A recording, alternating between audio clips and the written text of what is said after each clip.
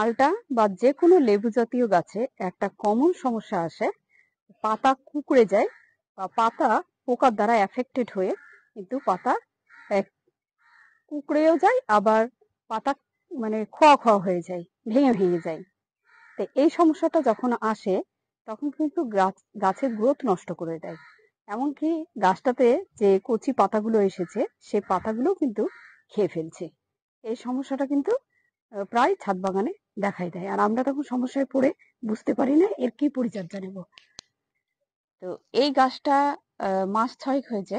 মাস 6 আমি লাগিয়েছিলাম, আর কিভাবে কি ধরনের মাটি তৈরি করে লাগিয়েছি প্রত্যেকটা জিনিসে আমি বলবো।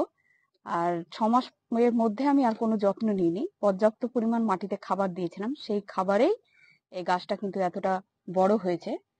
এবার আমি এই মুহূর্তে এর কেয়ার নেবো যে পাতাগুলো খেয়ে ফেলেছে, পোকারও আবির্ভাব হয়েছে, তো এখানে ফাঙ্গাসেরও গাছটা আক্রমণ হয়েছে। সবকিছু মিলিয়ে আজকে আমি এর পরিচর্যা নেব, আর এই পরিচর্যায় আজকে আপনাদের কাছে শেয়ার করব। যাদের ছাদ বাগানে মালটা বা লেবু জাতীয় গাছ আছে, তাদের গাছগুলো এইভাবে খেয়ে ফেলছে, তারা এই যত্নটা করুন, দেখবেন ইনশাল্লাহ আপনারা ভালো রেজাল্ট পাবেন। তো আমি প্রথমে এই গাছগুলোর নিচে যত আগাছা আছে সেগুলো আগাছা তুলে ফেলছি। আগাছা কিন্তু বেরোলেই তুলে ফেলতে হয়। অনেক সময় এই আগাছা জাতীয় গাছ থেকেও ফাঙ্গাস বা অন্যান্য পোকামাকড়ের আক্রমণ কিন্তু হয়ে থাকে এবং এই গাছগুলো থেকে চলে আসে।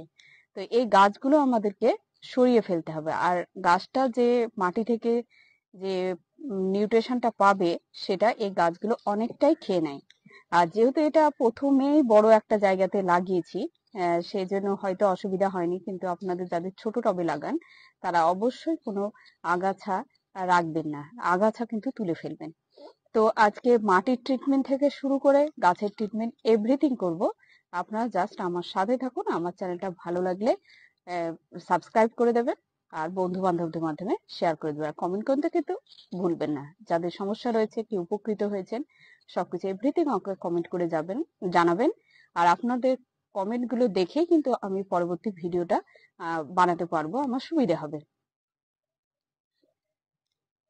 এখন আমি চলে আসি যে কিভাবে পোকাটা খেয়েছে। দেখুন, এই দেখুন গাছগুলো গ্রোথ কিন্তু হতেছে, নিউ পাতা বেরোচ্ছে, কিন্তু এই দেখুন পাতাটা কুঁকড়ে গেছে, আর গাছের গ্রোথ কিন্তু পুরোপুরি নষ্ট করে দিচ্ছে। দেখুন পুরো গাছে, আর পোকাগুলো অনেকটা শুঁয়োপোকার মতো পোকা। এই দেখুন পোকাগুলো রয়েছে একটু ব্রাউন কালারের শুঁয়োপোকার মতো পাতা। তো এই পোকাগুলো আমি দেখুন এই পাতাটা আমি তুলেই ফেলে দেবো, একবারে বাইরে ফেলে দেবো। আর এই দেখুন প্রত্যেকটা পাতার ভিতরে, এখানে দেখাও ক্যামেরাটা, প্রত্যেকটা পাতার ভিতরে মানে যাকে বলে একটা বাসা করে ফেলেছে, পুরো সাদা সাদা হয়ে গেছে। তো এইরকম হলে কিন্তু গাছের গ্রোথ হবে না। এই জায়গাটায় যেমন পাতাটা খুব সুন্দর বেরিয়েছে, এই গ্রোথটা যদি আমি রাখতে পারি তো গাছটা সুন্দর হবে। এই দেখুন এখানে নতুন পাতাতে কিভাবে কুকড়ে ফেলেছে দেখুন। তো এই এই এই কাজগুলো আমাদের কিন্তু ছাদ বাগানে করতে হয় মাঝে মাঝে, যে না করলে এরকম অবস্থা হয়। তো গাছটার যত্ন আমার অ্যাকচুয়ালি অনেকদিন নেওয়া হয়নি, আর প্রবলেমে পড়ি, আর সেই প্রবলেম গুলো দেখাতে পারি গেলে হয়তো আপনাদের অনেক সুবিধা হয়। তো যাই হোক, এরকম প্রবলেমে পড়েছি, আর আজকে সেটাই দেখাচ্ছি যে এর পরিচর্যাটা আমি সঠিক কিভাবে করব। আর চলুন, এরই আর একটা একই ভ্যারাইটির আর একটা গাছ আছে, সেই গাছটাও একই অবস্থা হয়েছে, একটু দেখিয়ে নিই আপনাদেরকে। এই দেখুন এটা আর একটা গাছ, এই দেখতে পাচ্ছেন তো, এই যে নতুন পাতাগুলো যেগুলো বেরোয় সেই পাতাকে এরা বেশি অ্যাটাক করে, এই দেখুন দিয়ে গ্রোথটা নষ্ট করে দেয়। তো এই পাতাগুলোও কিন্তু এরকমই খেয়ে ফেলেছে। নতুন পাতা যেখানে রয়েছে দেখুন নতুন পাতা বেরোচ্ছে, পাতাগুলো কিন্তু কোঁকড়া হয়ে গেছে। এই দেখুন নতুন পাতা বেরিয়েছে, সব কোঁকড়া হয়ে গেছে। এই গাছটারও তলে অনেক আগাছা হয়েছে, আগাছাগুলো তুলে ফেলবো। আর লেবু জাতীয় গাছে এই সমস্যাটা হয়েই থাকে।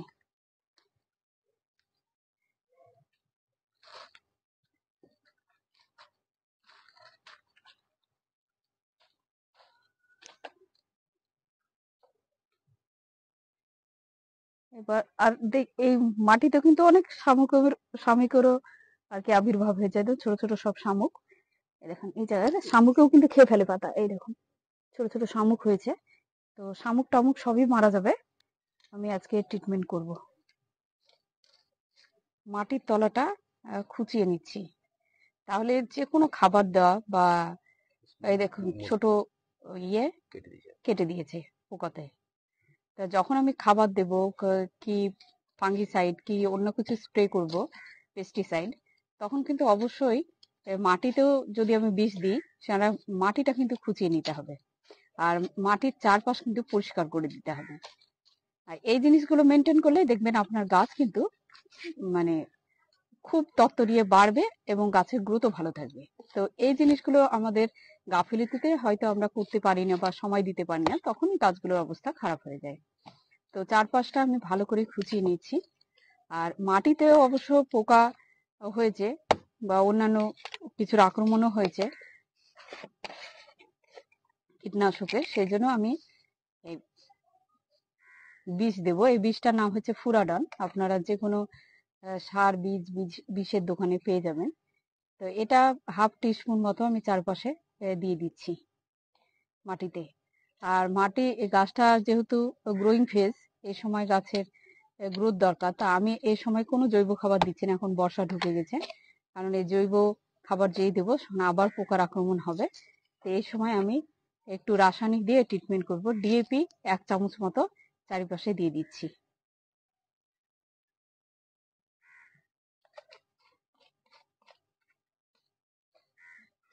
আর দেবো এপসম সল্ট। এপসম সল্টটা ভীষণ উপকারী একটা গুণ। এপসম সল্ট নিয়ে আমি একটা বিস্তারিত ভিডিও দিব আপনাদেরকে। এপসম সল্ট দিতে হবে পুরো 1 টিস্পুন দিয়ে দিতে হবে। এটা হচ্ছে ম্যাগনেসিয়াম সল্ট, আর ম্যাগনেসিয়াম গাছের জন্য ভীষণ দরকার। তো ম্যাগনেসিয়ামের উপকারিতাই বা কি আর কেনই বা গাছে দিতে হয়, এগুলো এভরিথিং আমি একটা জাস্ট এই ভিডিও নিয়ে এই কথা বলবো যে এর উপকারিতা কি আর কি কিসের জন্য বা আমরা গাছে দিই। তো এখন ভিডিওটা অনেকটা বড় হয়ে যাবে, আমি এই নিয়ে আর বিস্তারিত আলোচনা করছি না।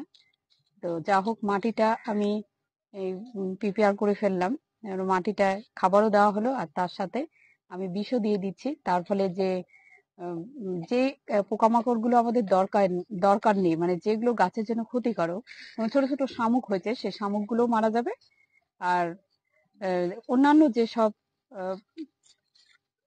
ওই গাছটাতেও কিন্তু একইভাবে আমি দিয়ে দিচ্ছি, ওই গাছটাতেও পোকামাকড়ও মারা যাবে, আর যেগুলো ক্ষতিকারক ব্যাকটেরিয়া যেগুলো গাছের জন্য ক্ষতি করে সেগুলো কিন্তু মারা যাবে। তো লেবু জাতীয় শুধু মালটা বলে না, আপনার যদি বাগানে কমলা লেবু, বাতাবি লেবু, মৌসুমী লেবু, পাতি লেবু এসবের গাছগুলো থাকে, তো এই লেবু গাছে কিন্তু এই সমস্যাটা হয়।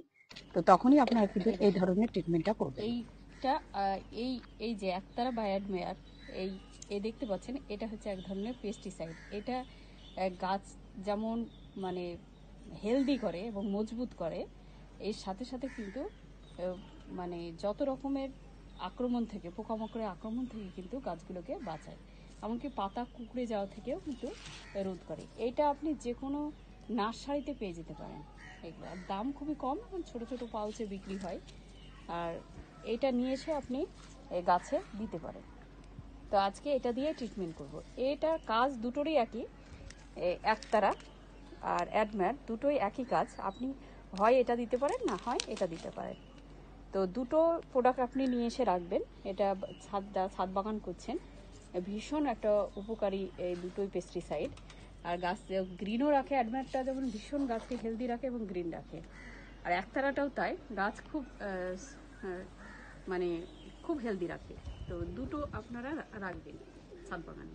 তো আজকে আমি এই দুটো দিয়ে ট্রিটমেন্ট করব। এটা হচ্ছে 2 লিটারের একটা স্প্রে বটল। এরকম ফাঙ্গিসাইডটা মোটামুটি হাফ টিস্পুন মতো দিয়ে দিলাম 2 লিটারে। এটা স্যাপ, আপনারা যে ধরনের ফাঙ্গিসাইড ব্যবহার করতে পারেন, যেটা খুশি। তো স্যাপটা ছাদ বাগানেরা বেশি ইউজ করে। আর অ্যাডমেয়ারটাও ওই রকম 2 লিটার জলে হাফ টিস্পুন মতো আমি দিয়ে দিচ্ছি, ঠিক আছে। আর একতারাটাও দিচ্ছি, আপনারা চাইলে যে কোনো একটা দিতে পারেন, আমি দুটোই দিয়ে দিলাম মিক্স করে। আর দুটো আপনারা যদি পান তো দুটোই দেবেন মিক্স করে, তাহলে দেখবেন এই যে অতিরিক্ত গাছটা অ্যাটাক হয়ে গেছে সেখান থেকে রক্ষা পাবো। আর এই কাজটা করবেন সপ্তাহে 2 বার করে, সপ্তাহে 2 বার দেবেন, দেখবেন গাছগুলো ভালো অবস্থা একবারে আগের মতো, মানে যেমন হেলদি থাকে আপনার গাছ প্রথমে যেমন ছিল হেলদি, সেরকম অবস্থাতেই ফিরে আসবে।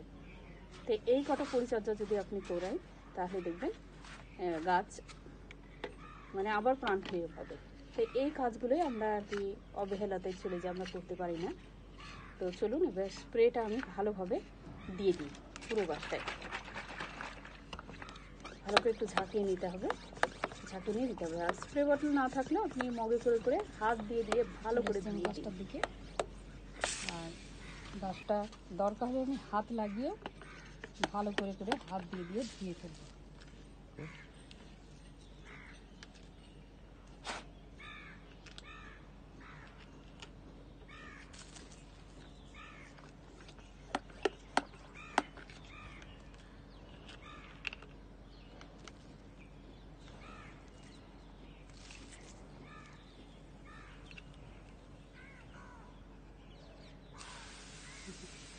হাত লাগিয়ে লাগিয়ে ভালো করে করে ধুয়ে ফেলবো। তো সব পাতা ডাল সব জায়গায় এই কাজটা সপ্তাহে 2 দিন করে করুন, দেখুন গাছে এই সমস্যা দেখা দেবে না। আর মাটি করার ব্যাপারটা বলতে গিয়ে আমি থেমে গেছি। এই মাটিটা করেছিলাম ভার্মি কম্পোস্ট, গোবর সার আর মাটি দিয়ে। তো ভার্মি কম্পোস্ট আর গোবর সারের পরিমাণটা বেশি রেখেছিলাম, দুটো মিলে রেখেছিলাম 60 আর মাটিটা রেখেছিলাম 40 দিয়ে তারপরে এই গাছগুলো বসিয়ে দিয়েছি। এই গাছটাও পুরোপুরি গাছটা ধোয়ানো হয়ে গেল। আর কচি পাতাগুলো বিশেষত ভালো করে হাত দিয়ে দিয়ে ধুয়ে ফেলছি। এমনকি মাটিতেও দিয়ে দিতে হবে, মাটিতেও স্প্রে করে দিন, মাটিতে কোনো রকম ফাঙ্গাসের আক্রমণ হলে সেটা রক্ষা পাবে।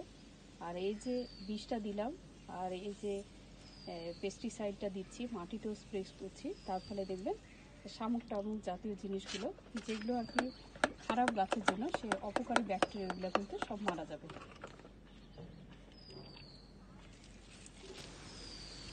এটা হচ্ছে আমার পাতিলেবুর গাছ। তো এই গাছটাতেও কিন্তু এরকম সমস্যা হয়েছে, পাতা কুঁকড়েছে। দেখাও যে এই জায়গাটা হাত দিয়ে দেখা, এই যে এই জায়গাগুলোতে পাতা কুঁকড়ে গেছে।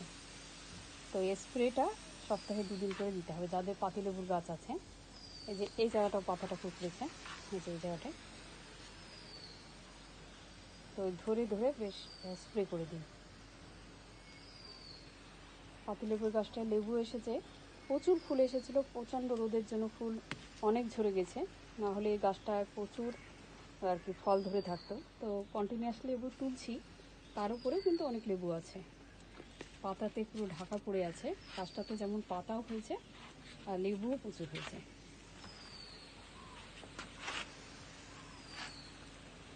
তো লেবু সব তলে তলে আছে, পাতার মধ্যে বোঝা যাচ্ছে না। এটা এদিকে দেখুন, দেখুন থোকা সব লেবু হয়ে রয়েছে। আমার গাছটায় যা লেবু হয়েছিল আপনাদেরকে দেখাতে পারতাম যদি সব ফুলগুলো থেকে যেত।